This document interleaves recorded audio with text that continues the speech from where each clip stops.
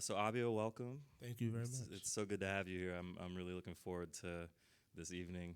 It's gonna be great. I'm excited to be here. Excellent. So the first thing I wanted to talk about is just give us a little bit of background on how you came up and started your music career, Okay. and what your influences were growing up.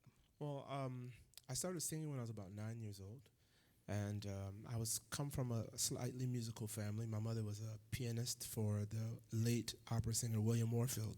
Okay. So I grew up around like classical music, and obviously I went used to go to church, and I started singing in the choir. But when I was about 9 years old, I heard Anita Baker sing "Sweet Love," and I fell in love with her voice, but also with music at that moment. So I started writing feverishly.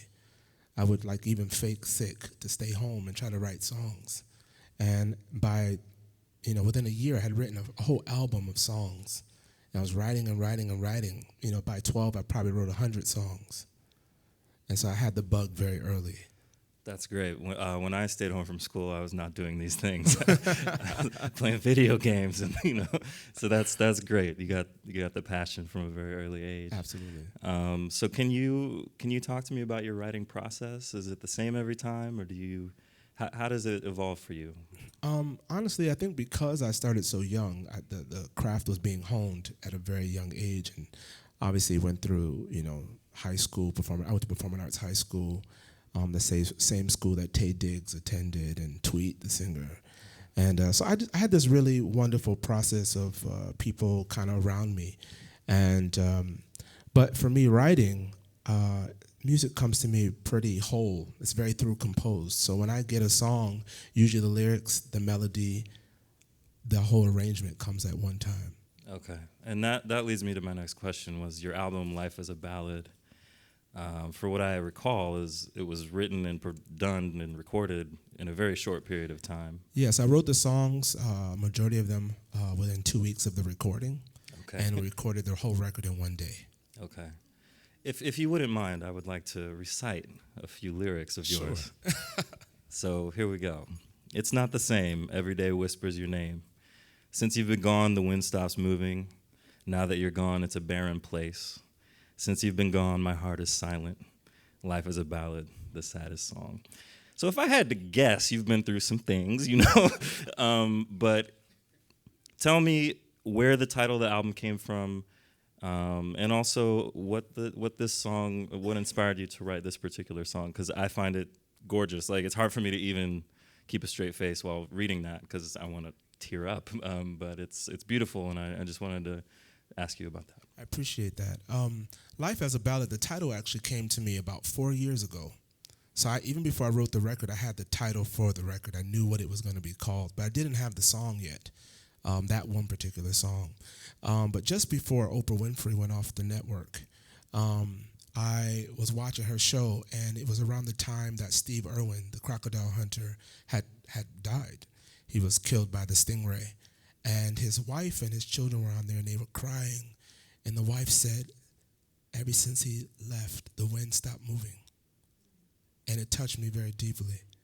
And this song just started pouring out of me, and I wrote it in like 15 minutes. Wow. I was waiting for the inspiration of the title, and it made perfect sense at that moment. That's great. So when you write, it's not only from your own experiences. Is that true? Or? Yeah, Life as a Ballad is, unlike my first album, this album was really not so autobiographical. Only 2 songs are my real life stories, Foolish Heart and Turn the Light On, which is, I know, one of your favorites. Yeah. But the rest of the record was really about me just being a storyteller and telling stories. I mean, when you have great friends and you experience people's stories through their own heartache and their own experiences, it can inspire you. And I happen to be drawn to melancholy, even when I'm in the happiest moments of my life. For some reason, I can always write from a very sad place. But in the midst of that, I think there's always hope. Yeah. Yeah, I think that's a common thread throughout the whole album for those of you who haven't listened to it, and I would suggest you should. Okay, so a couple of things before we wrap up. I know you do vocal coaching as well. Just real quick, what's one of the challenges you face with that, and what's one thing you like a lot about it? So both sides of that. The first part is that people come in a lot of times with the wrong expectation. I think we live in a very microwave society, and people want quick results like that. But someone like me, people come to me because of my reputation as a singer, but I put years into my craft of working on it and making sure that I'm a singer worthy of the calling. And so when people come in and they say, "Oh, I want to sound like Beyonce." Well, there's only one Beyonce, and you may not have that talent, but let's see what we can do by sculpting and working on the craft to be the best singer that we can be based on what God has given us. But what I love about it is the process. I think that if someone is patient and willing to be vulnerable and do their homework, meaning study, I think that it's an incredible experience to watch people. Even the singer Kimberly Nicole, who's performing tonight, she's someone that I coach, and to see her, who is a bit more seasoned as a singer, and to be able to add to what she does is a real blessing. That's great. I'm going to have to disagree with one thing. I sound a lot like Beyonce. Oh, really? That's your shower voice.